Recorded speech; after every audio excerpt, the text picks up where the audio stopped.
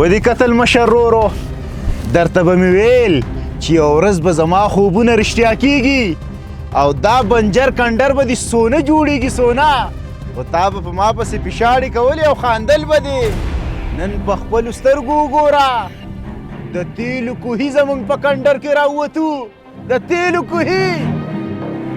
او لکه واقعي خبره خو دې رښتیا وه دا خو تیل دی تیل نه خو په حقیقت کې نه دي راته ښکاري چې بیا په خوبونو کې ننوتی یلکه د دې خوبونو د دنیا نه راوځه او د دې حقیقت دنیا ته راشه دا واټه را سره وه په دې خوبونو نه کېږي په محنت کېږي په محنت په دې خوبونو نه کېږي راځه چې دا واټه ووهو چې ځو چې ځان روژه ماتې ته ورسوو راپاڅه هله هسې مشره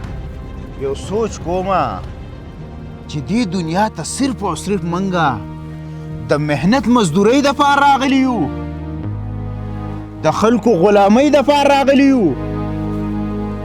او که نه زموږ به هم څه په سکون باندې زندګي تېرېږي په دې کې اولنۍ روژه ده او بیا د دې شړ کنډر ته راویستی یم او الله پاک دې زما دا خوبونه یو ورځ رښتیا کړي چې د دې دنیا نه څه مزه واخلو څه سکون ترې واخلو زه خو ډېر زیات ستړی شوم په دې دنیا کې ډېر زیات ستړی شوم و زما ساده وروره په هر حال کې د الله نه شکر وباسه او دا سوچونه مه کوه چې په لاسو خپو روغې بس دا غټه خبره ده په څه شي شکر وباسه په دې خاورو او په دې ګټو باندې شکر وباسه د ضلالت زندگی ده د محتاجۍ زندگی ده همیشه بل له خدمت کوو په دې باندې زه شکر نشم ویستی نوروايده غوسه کېږه مه زما په خیال اولنۍ روژه ده که څه زور یې دل درکړلی خو زه خیر چې روژه ماته وشي بیا به ټیک شي مړه او راځه هله چې دا واټه ووهو راشه بعضې ټیم کې خو مې دا زړه د خفګان نه چوي چې دا قسم خلک وینم په دې معاشره کې ګوره دی هم انسان دی او ما او تا هم انسانان یو دی به ماسپښین راپاڅېدلی او دې غر ته د سیل سپاټې دپاره د خپل نوکر سره راغی او یو ما او تا یو چې د سهار نه په دې روژه کې لګیا یو دا غټې غټې اړو دی د دې ځینه خوند اخلي او زموږ دپاره دا ځای یو عذاب دی خپل نوکر به بازار ته لیږلی چې د روژه ماتې دپاره ما له درستخان ډک کا چې ماښام تې خوندونه واخلم او یو منګه یو چې د تندې نه مرو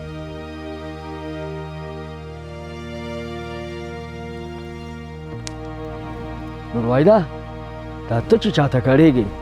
ورشه لږ تپوس خو ترې وکړه چې دی په دې خپل ژوند باندې خوشحاله دی او که خفه هله ورشه شیر رحمانه څه عجیبه غونته کې خبرې کوې مړه د ده د دې اندازې نه پته لګي چې دی په دې خپل ژوند باندې ډېر زیات خوشحاله دی او یا وروره لال خو شه تپوس خو ترې وکړه که نه په دې تپوس خو ستا څه تاوان نه کېږي هله ورشه تپوس ترې وکړه چې خوشحاله دی که خفه چې ستا دا خوښه ده نو تپوس به ترې وکړمه خو دنیا دې خلکو وخوړه ښه ورشه خانجي ډېرې ښکلې نظرې دي یي به خو دا هوا را باندې ډېره خوږه لګي ډېره ښکلې یخه هوا ده السلام علیکم وعلیکم سلام رور مې که خفه کېږئ نو یو تپوس ته نه کولی شم او ولې نه یو سل تپوسه خو وکړه هسې دا تپوس مې د نه کوو ما وی چې الله پاک ته په خپل ژوند کې څه درکړي الله پاک ماله هر څه راکړلي بنګلي راکړلي ګاډي راکړلي جایداد یې راکړلی نوکران یې راکړلي هر څه یې راکړي دي خو زما خبره رښتیا وکه نه